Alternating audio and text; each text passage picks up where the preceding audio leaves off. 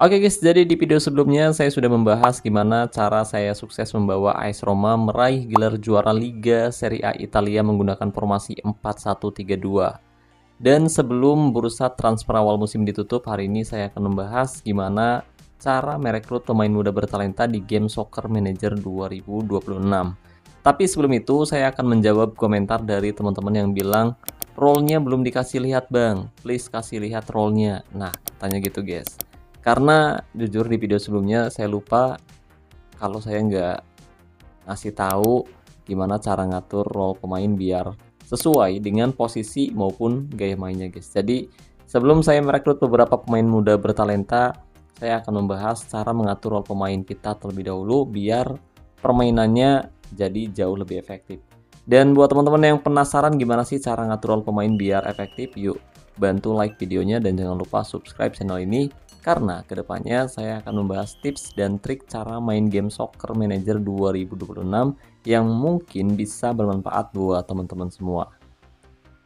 Oke guys, jadi di video sebelumnya saya sudah membahas gimana perjalanan saya membawa AS Roma meraih gelar juara menggunakan formasi 3-4-1-2. Nah, buat teman-teman yang kebetulan belum nonton gimana cara mengatur taktik dan strateginya, kalian bisa cek video saya yang ini guys. Tapi berhubung di video itu saya nggak ngebahas mengenai role pemain, jadi hari ini saya akan membahasnya terlebih dahulu. Oke, dan sekarang langsung saja mari kita masuk ke menu taktik. Kemudian klik role pemain. Nah, agar role pemain ini bisa lebih efektif, kamu bisa atur role pemain sesuai dengan gaya mainnya, guys. Sebagai contoh, di posisi penjaga gawang di sini saya menempatkan Miles Pilar. Dia adalah kiper tradisional yang lebih cenderung bertahan di dekat garis gawang. Jadi agar permainannya lebih efektif, kita bisa pilih kiper. Tapi kalau penjaga gawang kamu gaya mainnya kiper modern, atau kalau di game Top 11 mah sweeper kiper, kalian bisa pilih kiper modern. Jadi saran saya, berikan peran pemain sesuai dengan gaya main atau kemampuan terbaiknya ya guys ya. Kedua, di posisi back tengah. Nah, di sini saya nempatin dua back tengah dengan gaya main ball playing defender atau back pengolah bola kalau di game Top 11 mah guys. Dan satu back tengah dengan gaya main general defender. Nah, kedua gaya main ini tentu berbeda ya guys ya. Jadi untuk role-nya usahakan disesuaikan dengan gaya main tiap pemain. Dan saran saya jangan berikan peran back kalian itu di luar kemampuan terbaiknya guys. Karena kalau hal itu terjadi tentu bisa bikin permainannya justru nggak efektif. Nah, yang ketiga, untuk posisi gelandang bertahan atau gelandang tengah. Jadi kedua posisi ini sekilas memang terlihat sama, padahal sebenarnya berbeda guys. Jadi untuk hasil yang lebih efektif, usahakan kita juga harus memberikan peran pada pemain sesuai dengan gaya mainnya guys. Dan yang keempat, mari kita bahas mengenai pemain sayap seperti back sayap maupun gelandang sayap. Nah, gaya main back sayap maupun gelandang sayap juga cukup berbeda, tapi di posisi ini kita bisa atur peran pemain sesuai dengan posisinya ya guys ya, atau bisa juga sesuai dengan gaya mainnya. Misalkan kamu nempatin back sayap kanan dengan gaya main wingback, kamu bisa pilih role wingback. Tapi kalau misalkan pemain tersebut bermain di posisi sayap kanan, kita bisa pilih winger. Dan yang kelima, penyerang. Nah, untuk role pemain di posisi ini juga sama guys. Menurut saya akan lebih baik jika kita ngasih peran pada pemain yang punya gaya main sesuai. Sebagai contoh, pemain target man. Bisa dikasih role target man. Begitupun dengan role pemain lainnya guys. Nah, agar taktik dan strategi kita bisa berjalan lancar, jadi kita bisa beli pemain yang punya gaya main sesuai dengan taktik yang nantinya akan kita terapkan. Nah, barangkali ada yang nanya, "Bang, cara belinya gimana, Bang?" Oke. Jadi cara belinya cukup mudah. Sekarang kita bisa masuk ke menu transfer, lalu klik pencarian lanjutan. Tapi sebelum kita beli pemain, usahakan kita cek terlebih dahulu pemain di posisi mana yang benar-benar kita butuhkan. Sebagai contoh, musim ini saya nggak punya pemain yang cukup bagus di posisi gelandang kiri atau sayap kiri. Di sini kita lihat performanya kurang begitu meyakinkan dalam 5 pertandingan terakhir di semua kompetisi musim ini guys. Jadi saya putuskan untuk mencari gelandang kiri di bursa transfer awal musim ini. Nah, agar saya bisa menemukan pemain yang sesuai dengan kebutuhan tim saya musim ini, saya akan mencari gelandang kiri dengan gaya main winger. Dan saya akan mencari pemain yang usianya masih muda guys, minimal 18 tahun dan maksimal 22 tahun. Tapi untuk menghemat keuangan klub, jadi saya akan mencari pemain yang harganya nggak terlalu mahal, minimal 5 juta dan maksimal 20 juta pound sterling. Nah, setelah daftar pemain sudah dirilis, saran saya jangan langsung tergiur dengan pemain yang punya kualitas tinggi. Jadi sebelum kalian beli, usahakan kalian cek terlebih dahulu profil pemainnya guys, terutama untuk performa dan juga skill maupun atributnya. Nah, kalau performa atau penampilannya sering dapat nilai 6 seperti ini atau 6 ke bawah, itu pertanda pemain tersebut jelek dan gak cocok buat tim kalian. Selain itu, cek juga atributnya guys, karena saya akan membeli winger kiri atau pemain sayap kiri, jadi saya harus memastikan pemain tersebut punya dribble, umpan, dan fisik yang bagus.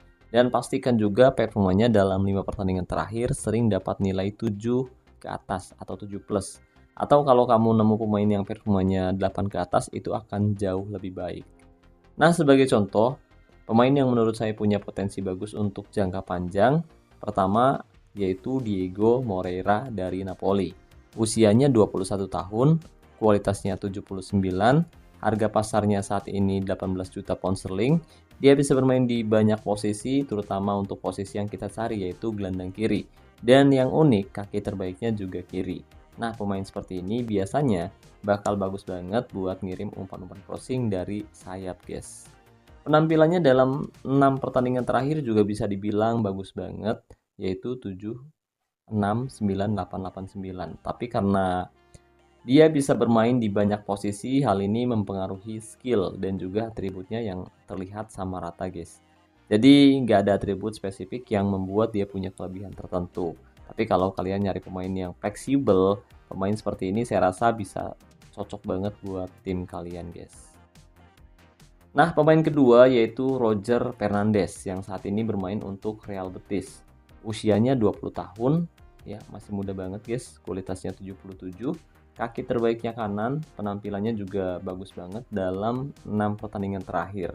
Dan uniknya, pemain ini punya atribut dribble, pengawalan, dan operan yang cukup tinggi di angka 80 guys. Mantap ya guys ya. Dan jika kita lihat, dia juga punya fisik yang bagus banget. Jadi menurut saya, pemain ini adalah salah satu pemain potensial yang wajib kalian beli. Dan pemain ketiga yang menurut saya punya potensi bagus banget yaitu Samuel Eling Junior. Usianya 22 tahun guys. Kualitasnya 75, harga pasarnya saat ini 8 juta pound sterling. Kaki terbaiknya kiri, performanya bagus banget dalam 5 pertandingan terakhir. Nah, kalau kalian sedang nyari pemain yang cepat, pemain ini wajib kalian beli guys, karena atribut kecepatannya sangat tinggi di angka 91. Jauh lebih tinggi dari pemain yang udah kita review tadi.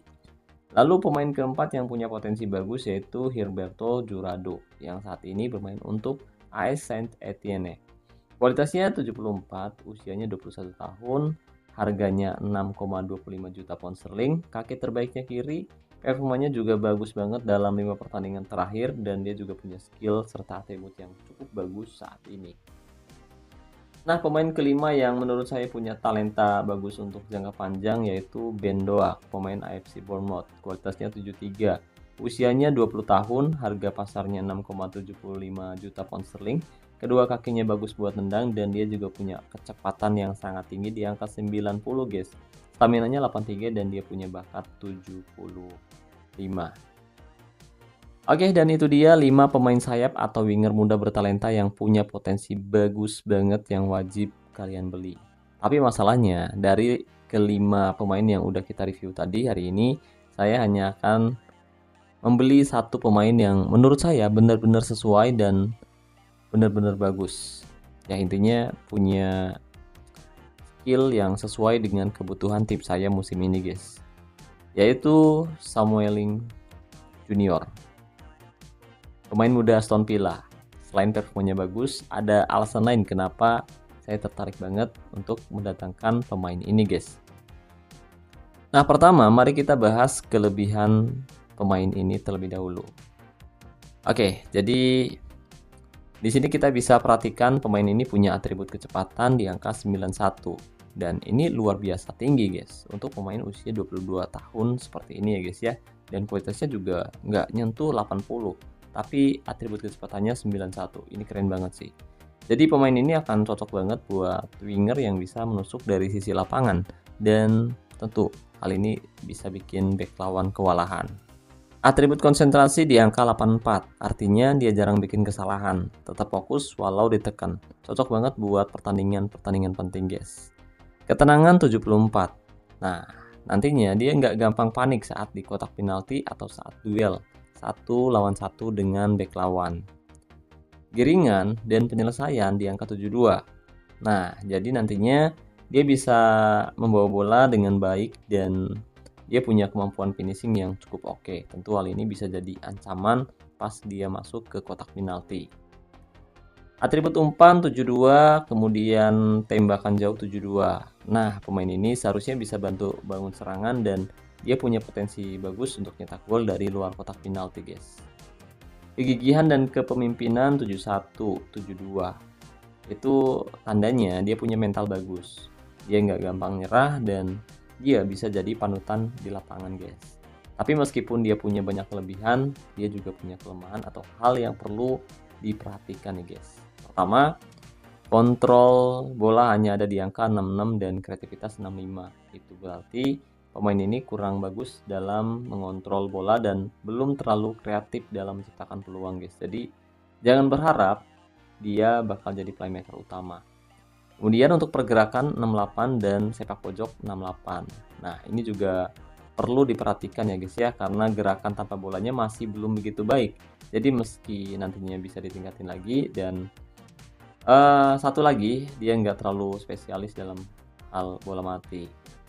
Jadi nggak cocok buat penendang sudut atau penendang bebas.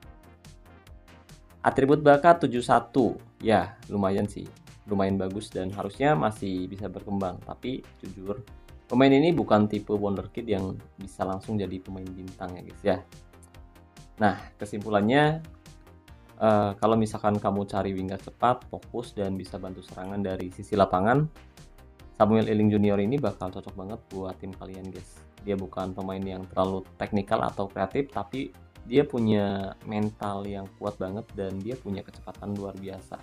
Jadi saya rasa harusnya dia bakal cocok banget buat tim kita yang gayanya sering kali mengandalkan serangan balik cepat atau mengandalkan umpan-umpan crossing dari sisi sayap guys. Ya, itu dia guys, cara dapetin pemain muda bertalenta di game Soccer Manager 2026. Intinya jangan cuma lihat ratingnya doang yang tinggi ya guys ya, tapi perhatikan juga atribut yang sesuai sama gaya main tim kalian guys. Kalau kalian bisa dapat pemain yang punya potensi tinggi dan harganya masuk akal, itu udah langkah awal yang bagus banget buat membangun tim kalian, tentunya untuk jangka yang panjang. Nah, kalau misalkan kalian punya rekomendasi pemain muda yang wajib dicoba, coba tulis di kolom komentar. Nanti kita bahas bareng-bareng di konten selanjutnya guys. Jangan lupa like, share, dan subscribe biar kalian gak ketinggalan update terbaru dari NN Top 11. Sampai jumpa di video selanjutnya. Salam olahraga, salam Soccer Manager Indonesia.